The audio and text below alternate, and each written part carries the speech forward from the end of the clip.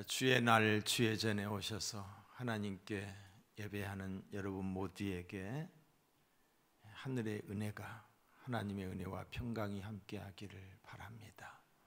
또한 가정에서 예배를 드리고 있는 모든 성도들에게도 동일한 은혜가 있을 줄로 믿습니다. 우리가 기도를 많이 했지요. 나라와 민족을 위해서 우리가 드린 기도는 결코 헛됨이 없는 줄로 믿습니다. 어떤 모양으로든지 하나님이 더 나은 방법으로 축복하실 줄로 믿습니다.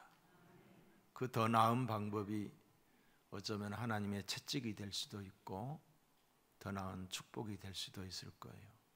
어쨌든 우리가 십자가 바라보며 부활의 능력을 기도해야 될 줄로 믿습니다. 아픈 마음으로 십자가를 각오하고 기도하고 부활의 능력을 사모해야 되리라고 믿습니다. 여러분, 우리의 신앙에는 두 가지가 있어요. 하나는 그리하시면의 신앙, 또 하나는 그리 아니하실지라도의 신앙. 자, 그리하시면의 신앙은 이렇게 해주시면 내가 이렇게 하겠습니다. 도와주시면, 치료해 주시면, 이 문제를 해결해 주시면, 잘되게 해주시면 내가 충성하겠습니다. 내가 헌신하겠습니다. 이는 조건적 신앙이에요. 조건적 신앙. 지극히 이기적인 기복적 신앙이에요. 우리 교회 안에 믿음이 있다고 하면서도 하나님이 이렇게 해주시면 이렇게 하겠습니다. 이런 신앙이 있어요. 물론 서원 기도하는 그런 신앙도 있지만은 그런 경우들이 참 많아요. 또 하나의 신앙이 있다라고 한다면은 그리 아니하실지도의 신앙이에요. 내가 기도했는데 기도한 대로 되지 않았다 할지라도, 내가 원하는 방법대로 되지 않고 도리어 손해보고 억울한 일이 생기고 분하고 전혀 다른 방향의 일이 생겼다 할지라도, 그리 아니하실지라도 감사합니다. 신앙을 잃지 않고 하나님의 뜻을 헤아리는 신앙이 있어요. 이게 그리 아니하실지라도의 신앙이에요. 오늘 본문에 나타나는 다니엘의 세 친구 사드락과 메삭과 아벳느고의 신앙이 이 그리 아니하실지도의 신앙이에요. 기독교의 역사를 보면은 하나님의 사람들이 그리 아니하실지다의 신앙을 고백하며 고난의 길과 또 순교의 길을 향했던 것을 보게 돼요. 내가 죽을지라도, 내가 죽을지라도 주님의 고난을 생각하며 그 고난을 통과하고 도리어 순교했어요. 그게 바로 주기철 목사님이시고 손양원 목사님이시고, 그리고 우리 문준경 전도사님과 같은 분들. 이 문준경 전도사님은 저희 고향 분이잖아요. 근데 그때 당시에 그 별명이 뭐였냐면 씨암닭이에요. 씨암닭. 씨암닭은 알을 품고 있게 되면 병아리를 까듯이 이분이 어느 곳을 가든지 그 지역을 품고 있으면 교회가 생겨났어요. 교회가. 근데 6.25 동란 당시에 그 섬 구석까지 공산당들이 들어온 거예요. 그리고 그 아주 그냥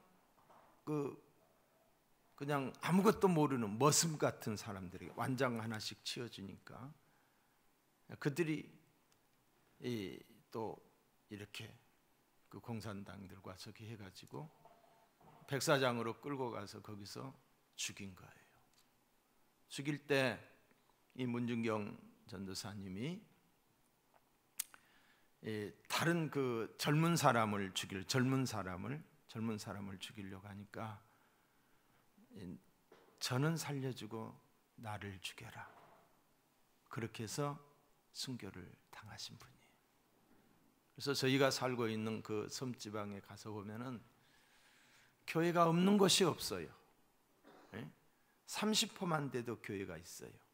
근데 30호 된 교회가 다 자립을 해요. 시골 교회인데. 그런 사람들의 그 희생, 헌신이 있었어요. 그래서 오늘의 한국 교회가 이렇게 건강하게 된 줄로 믿습니다.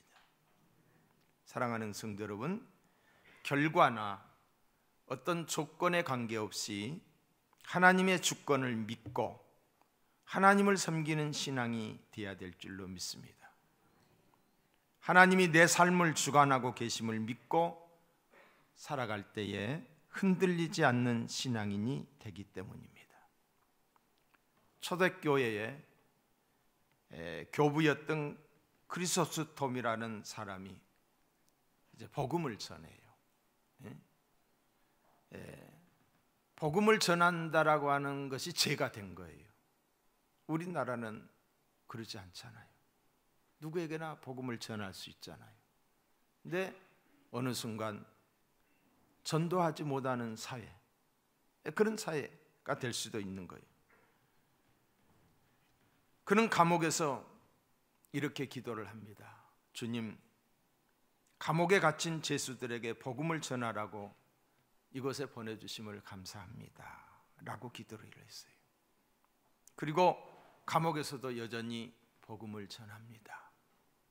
그리고 이제 사형 선고를 받았기 때문에 사형 집행의 시간이 다가왔어요. 그때 그는 이렇게 기도를 했다라고 그러죠. 주님, 감사합니다. 성도의 가장 아름다운 죽음이 순교라고 했는데 저 같은 사람을 순교의 반열에 동참케 하시니 감사합니다 라고 사형의 현장으로 이제 끌려갑니다. 그런데 사형을 집행하기 직전에 사형 중지 명령이 떨어져요. 그때 그는 또 이렇게 기도했다고 해요. 하나님 감사합니다. 아직도 종에게 할 일이 남았다면 죽도록 충성할 수 있도록 도와주시옵소서 라고 기도를 했다는 거예요. 하나님은 환경을 바꾸어 우리들을 지키시기도 하지만은 때에 따라서는 고통스러운 환경을 바꾸기보다는 그 환경을 그대로 허용하시면서 그 현장에 함께 하심으로 고통들을 이기도록 도와주십니다.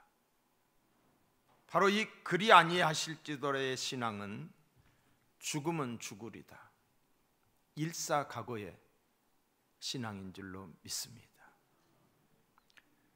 욥은 당대의 의인이었지만은 하루아침에 그만둔 재산이 다 없어졌어요.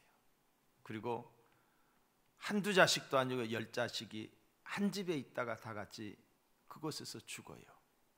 그리고 자기 몸에는 악창이 나서 피고름이 흐르고 성경에 의하면 두더지 옷을 입었다.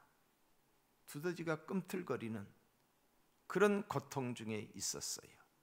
그럼에도 불구하고 그는 하나님을 믿어봐야 무슨 소용이 있느냐, 다 때려치우자, 별것 아니구나, 그렇지 않았어요. 그럼에도 불구하고 그는 엎드려 어떻게 기도를 했느냐, 욥기서 1장 21절에 보시면 내가 모태에서 알몸으로 나왔사온저 빈손으로 왔다는 거예요. 또한 알몸으로 그리로 돌아갈지라 주신 자도 여호와시요 거두어 가신 이도 여호와시오니 주신 것, 재산, 자녀 모든 것을 하나님의 주권하에 맡기고 있는 거지요. 여호와의 이름이 찬송을 받을지어다 하고 이 모든 일에 욥이 범죄하지 아니하고 하나님을 향하여 원망하지 아니하니라고 그랬어요. 하나님을 전적으로 신뢰하는 믿음을 가졌습니다. 하나님께 어떤 조건을 붙이지 않았습니다. 이것이 완전한 신앙, 절대적 신앙이에요. 이 신앙이 우리에게도 있기를 주님의 이름으로 축복합니다. 어떤 이해할 수 없는 고통과 실패와 시련이 와도 내가 원하는 대로 기도한 대로 되지 않아도 절대적인 신앙으로 하나님을 의지하는 것이 성숙한 신앙입니다. 욥이 결국이 어떠했습니까? 잃어버렸던 재산을 갑절로 받게 되고 다시금 자식들을 얻게 되는 축복을 받았습니다. 사도 바울도 이런 신앙관을 가지고 있었어요. 빌립보서 1장 20절 이하에 보면 나의 간절한 기대와 소망을 따라 사도 바울에게 간절한 기대가 있었고 소망이 있었어요. 그게 바로 아무 일에든지 부끄럽지 아니하고 부끄럽지 않는 삶, 지금도 전과 같이 온전히 담대하여 살든지 죽든지 내 몸에서 그리스도가 존귀하게 되게 하려 하나니 이는 내게 사는 것이 그리스도니 죽는 것도 유익함이라. 꼭 살겠다는 것도 아니고 꼭 죽겠다는 것도 아닙니다.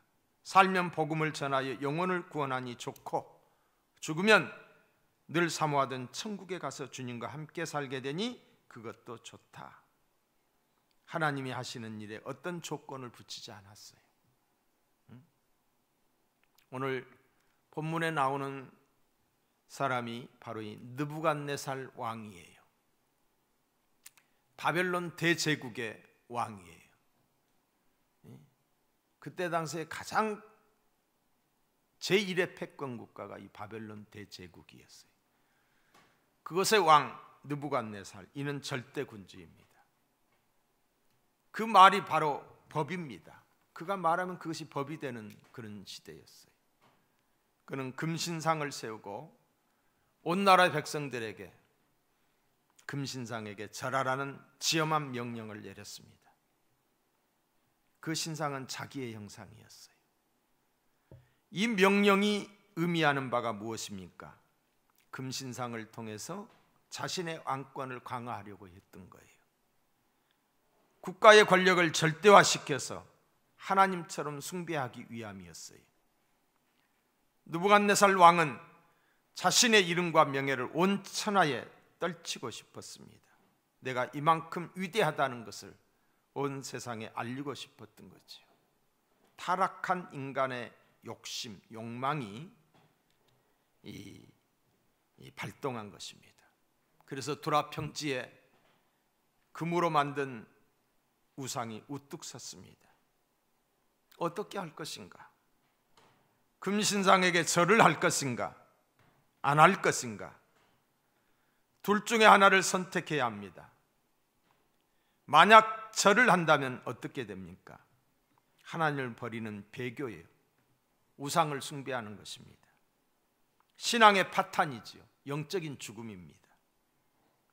절을 안 한다면 어떻게 됩니까? 왕의 명령을 정면으로 거역하는 것이지요.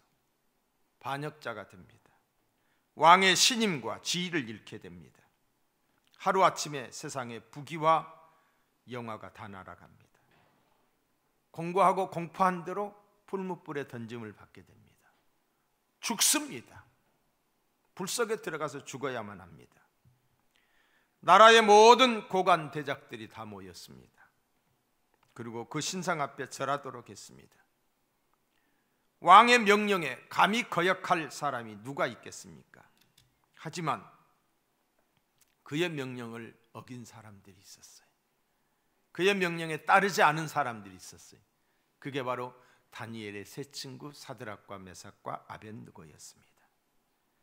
신앙 양심 때문에 왕의 명령을 거역한 것입니다. 하나님의 말씀을 지키고 왕명을 거역한 것입니다.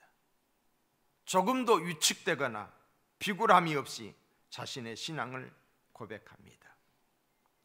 불문불 속에 들어간다 할지라도 하나님을 향한 신앙이 조금도 흔들리지 않았습니다. 느부갓네살 왕이 말을 합니다. 15절을 보시면은 너희가 만일 절하지 아니하면 즉시 너희를 극렬히 타는 풀무 가운데 던져 넣을 것이니 능히 너희를 내 손에서 건져낼 신이 어떤 신이겠느냐. 이때 다니엘의 세 친구가 말을 하지요. 16절에 보시면은 느부갓네살이여 우리가 이 일에 대하여 왕에게 대답할 필요가 없나이다. 왕의 물음에 염려하거나 고민하지 않았습니다. 어떤 대답을 할지에 대해서 망설이지도 않았습니다. 다니엘은 자신의 생각으로 대답하려고 하지 않았어요. 능히 너희를 내 손에서 건져낼 신이 어떤 신이겠느냐는 이 느부갓네살 왕의 질문에 대해서 답할 자는 자신들이 아니라고 생각하였던 것입니다.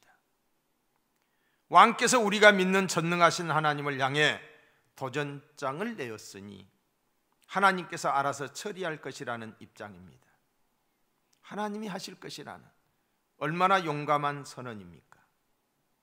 여러분, 우리도 이런 용기와 담대함을 가지고 세상을 살아가십시다. 다시 말씀드립니다.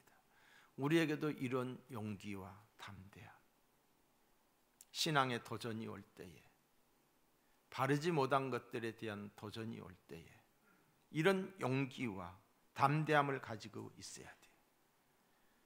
만약 여러분이 옳은 일을 믿음으로 한다면은 우리가 하나님의 뜻에 맞는 일을 믿음으로 한다면은 그것을 성사시키는 것은 하나님의 일입니다. 하나님이 하실 것입니다. 하나님의 뜻에 합하기만 하면 하나님께서 알아서 하실 거예요. 우리가 해야 할 것은 하나님의 뜻에 합한 쪽을 택하는 것이고 결과는 하나님께 맡겨야 되는 거예요. 여러분이 하나님 편에 서 있으면은 여러분을 대적하는 것은 하나님을 대적하는 거예요. 하나님을. 그러니까 바울이 되기 전에 교회를 잔멸했다고 그랬어요. 교회를 핍박했다고 그랬어요. 그랬을 때에 부활하신 주님이 사울 앞에 나타났어요. 그리고 물었어요. 사울아, 네가 나를 왜 핍박하느냐? 사울이 주님을 핍박한 적이 없거든요. 사울이 주님을 핍박한 적이 없어요. 교회를 핍박했어요. 그것이 바로 주님을 핍박했던 거예요.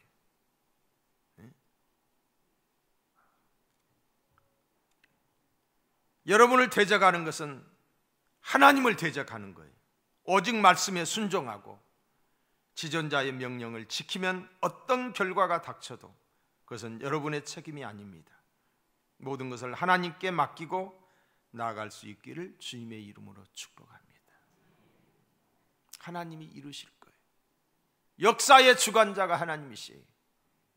개인의 생사화복의 주관자도 하나님이시에요. 얼렁 보면 하나님이 안 보여요.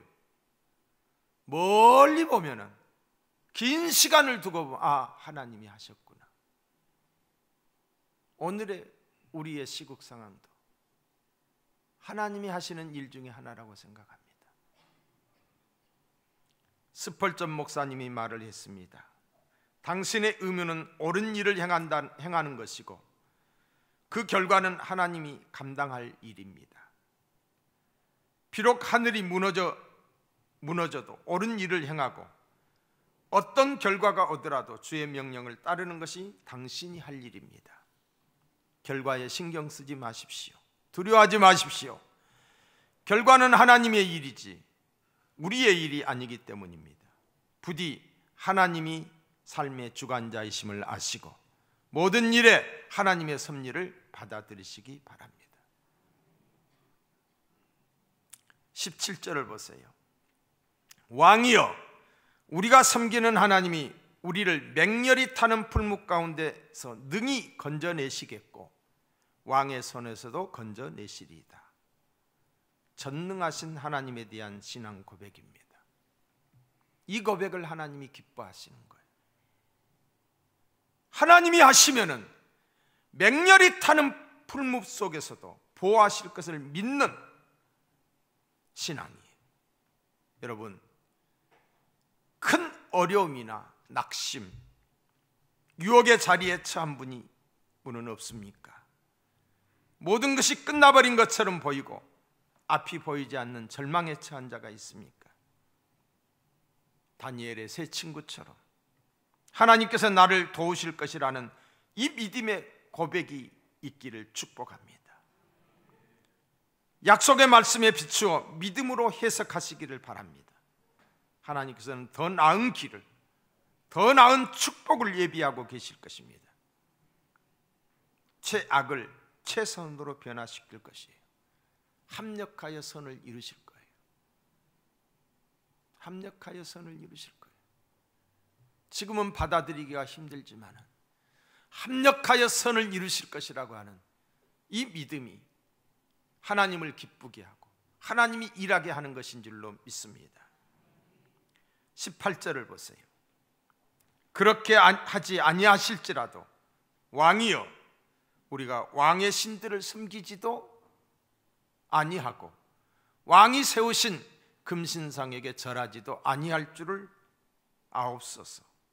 얼마나 위대한 고백이요 대단한 믿음입니까? 그리 아니하실지라도 우리는 결코 금신상에게 절하지 아니하겠습니다.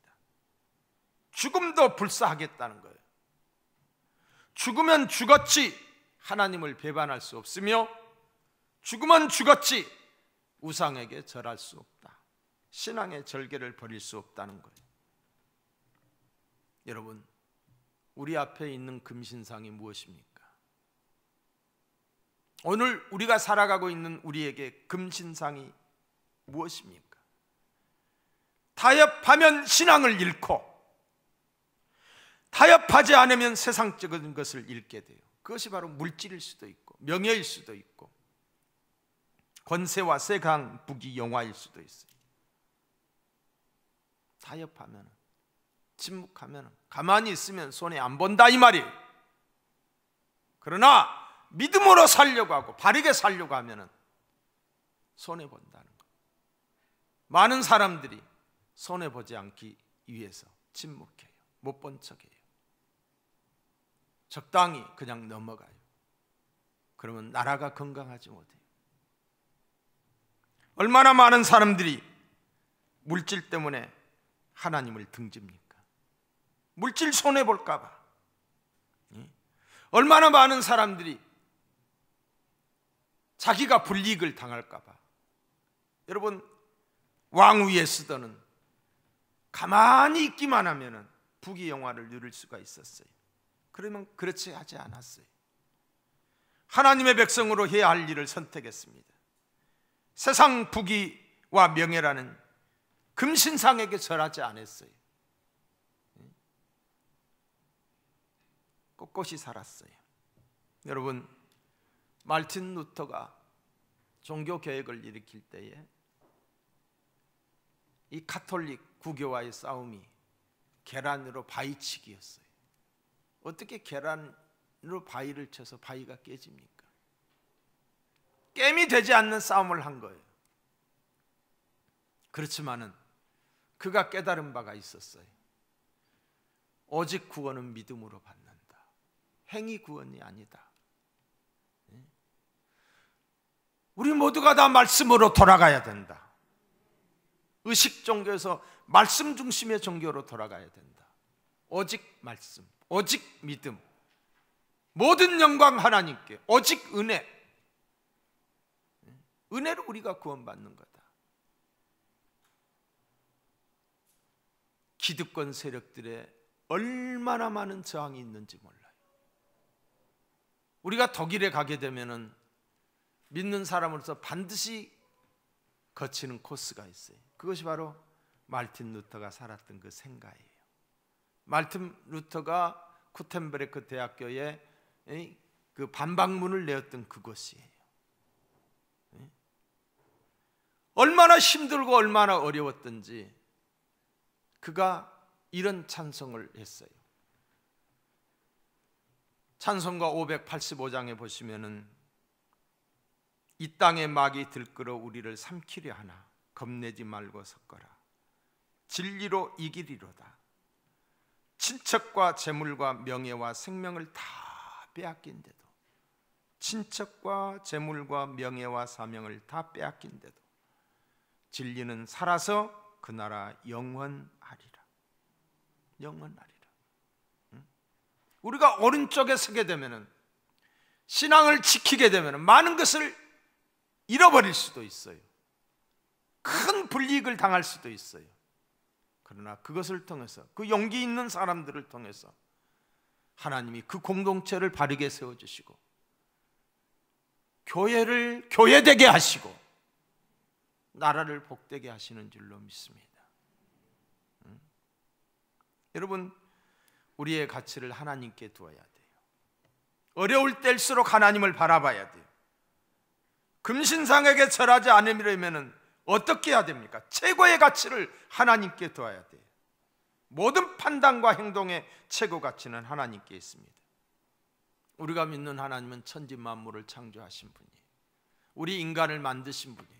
우리의 생사화복을 주관하신 분이에요. 지금도 홀로 영원까지 영광을 받으실 분이에요. 만주의 주가 되시는 분이에요. 하나님은 진리이십니다. 거짓이나 불의가 없으십니다. 하나님의 입에서 나오는 모든 말씀은 생명이고 진리입니다. 마음을 다하고 뜻을 다하고 힘을 다하여 하나님만 섬겨야 될 줄로 믿습니다.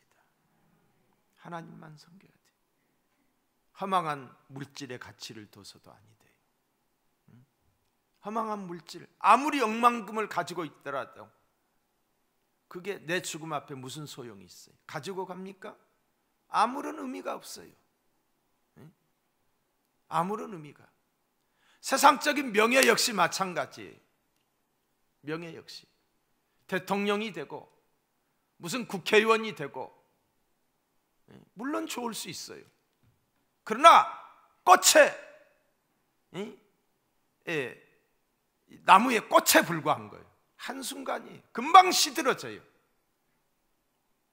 우리가 옛날에 떵떵거리고 큰소리 쳤던 사람들 많이 보잖아요. 한순간에 어느 분이 그런 이야기를 하시더라고. 선거에서 떨어지면 사람도 아니라고. 사람도 아니래요. 세상이 다 그런 거예요. 영원하지 않다는 거지요. 허망한 것에 가치를 둬서는 아니 될 줄로 믿습니다. 성경에 나오는 부자 있잖아요. 부자. 그냥 이름이 없는 부자예요. 그런데 가난했던 사람은 이름이 있어요. 나사로예요. 이 부자는 지옥불에 떨어졌어요. 부자인데 지옥불에 떨어서 물 한 방울의 자비를 구하지만 그가 가졌던 그 재물, 그 많은 것을 통해서 물 한 방울의 자비도 허락되지 않았던 것이 하나님 없이 살았던 삶에 대한 심판이에요. 우리는 영원한 가치를 바라보고 살아야 될 줄로 믿습니다. 영원한 가치를 바라보고 살아야 돼요. 명예와 출세의 가치도 알아야 돼요. 명예, 출세. 왜 하나님이 우리를 높은 자리에 세워줍니까? 이웃을 섬기라고. 사명으로 받아들여야 돼. 사명으로. 사명, 국가적 사명. 국가를 잘되게 하기 위한 사명. 그런데 그것이 내 어떤 위치를 세우기 위한 것이 되고, 그럼 그때부터 죽는 거예요. 남에게 눈물을 흘리게 해서는 아니 되는 자리인 줄로 믿습니다. 여러분, 세 사람을 풀무불 속에 집어넣은 후에 느부갓네살 왕은 풀무불 속에 또 다른 사람이 있는 것을 보게 돼요. 그 또 다른 사람이 누구였을까? 저는 천사였다, 아니면 하나님이 보내신 어떤 하나님의 사람이었다라고 생각이 돼요. 자, 보실까요? 다니엘서 3장 24절을 보세요. 그때에 느부갓네살 왕이 놀라 급히 일어나서 모사들에게 물어 이르되 우리가 결박하여 불 가운데 던진 자는 세 사람이 아니었느냐 하니 그들이 왕에게 대답하여 이르되 왕이여 옳소이다 하더라. 왕이 또 말하여 이르되 내가 보니 결박되지 아니한 네 사람이 불 가운데로 다니는데 상하지도 아니하였고 결박되지 아니한 사람, 묶어서 넣는데 불 속에서 그들이 움직이는 거예요. 그 넷째 모양은 신들의 아들과 같도다 하고 느부갓네살의 맹렬히 타는 풀무불 아기에 가까이 가서 불러 이르되 지극히 높으신 하나님의 종 사드락과 메삭과 아벳느고야 나와서 이리로 오라 하며 사드락과 메삭과 아벳느고가 불 가운데서 나온지라. 여러분, 지극히 높으신 하나님이라고 그랬어요. 누구예요? 느부갓네살 왕 불신자가 누구의 모습을 보고서 불 속에 들어간다 할지라도 신앙의 절개를 지켰던 그들의 모습을 통해서 그들이 불 속에 들어갔는데 세 사람이 아니라 네 사람이 거니는 모습을 보면서 지극히 높으신 하나님이라고 그랬어요. 우리가 믿음의 절개를 지키면은, 우리가 세상과 타협하지 않고 믿음으로 살게 되면은, 우리가 바로 살게 되면은 믿지 않는 불신자들이 우리가 믿는 하나님을 인정하게 되는 줄로 믿습니다. 우리가 시적부적하게 예수 믿기 때문에 우리가 믿는 전능하신 하나님이 없이 여김을 당하는 거예요. 무시함을 당하는 거예요. 당당하게 믿음으로 바르게 옳게 살아야 돼. 다른 사람들에게 구설수에 오르지 말아야 돼. 우리가 완벽할 수는 없어요. 부족해요. 그래서 때로 실수할 수도 있어요. 그렇지만 모르고 하는 것과 알고 하는 것은 다르다는 거죠. 우리가 예수를 믿으면서 알면서도 그릇된 삶을 사는 것은 모르는 거나 마찬가지. 바르게 사셔야지. 자, 다시 계속해서 띄워줘 봐요. 그 넷째의 모양은 신들의 아들과 같도다 하고 느부갓네살의 맹렬히 타는 풀무불 아기 가까이 가서 불러 이르되 지극히 높으신 하나님의 종 사드락과 메삭과 아벳느고야. 여러분, 지극히 높으신 하나님의 종 박경배야, 나 이 소리 듣고 싶어요.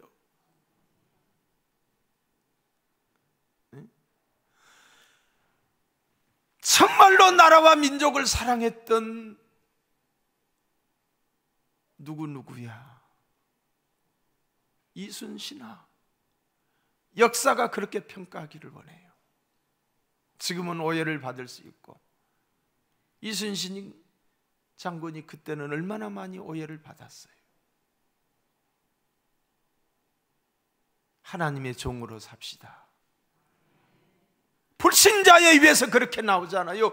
지극히 높으신 하나님의 종 아벳느고야, 메사가, 경배야. 세상 사람들이 그러게는 부르지 않다 할지라도 여러분의 자식들이, 여러분의 이웃들이 지극히 높으신 하나님의 사람, 우리 엄마, 우리 아빠, 우리 장로님, 우리 권사님이 될 수 있기를 바라요. 뒤죽박죽 섞어서 사니까 좋은 게 좋다고 그냥 흐리멍텅하게 사니까 자식들에게 신앙이 전수되지 않는 거예요. 그렇게 살면 안 되잖아요.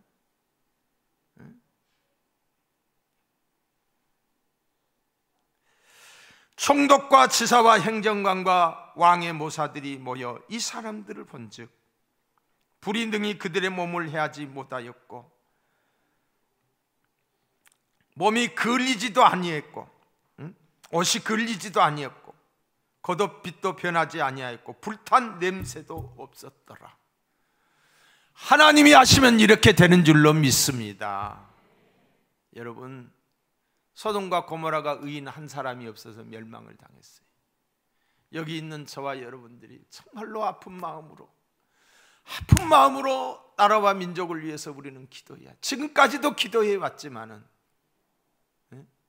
저는 내가 1, 2, 3부 새벽 예배부터 이 이야기는 안 했어요. 지금 하는 거예요. 지금 처음으로.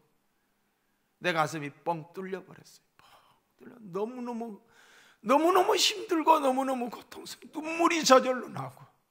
누가 알겠어요? 누가 알겠어요? 내 눈앞에는 보이는데, 목사의 눈앞에는 보이는데, 이 나라가 어떻게 될까가 보이는데, 여러분, 우리는 좀 더 깊이 생각하고 멀리 바라보면서 기도하고, 우리 교회 성도님들이 좀 깊이 생각하기를 바라요. 깊이 멀리 바라보시기를 바라요. 그리고 기도합시다. 하나님이 도와주셔요. 하나님이 함께 하셔요. 우리나라 결코 우리가 있는 이상 망하지 않습니다. 여러분, 믿음으로 승리하는 저와 여러분이 되기를 주의 이름으로 축복합니다. 기도하시겠어요?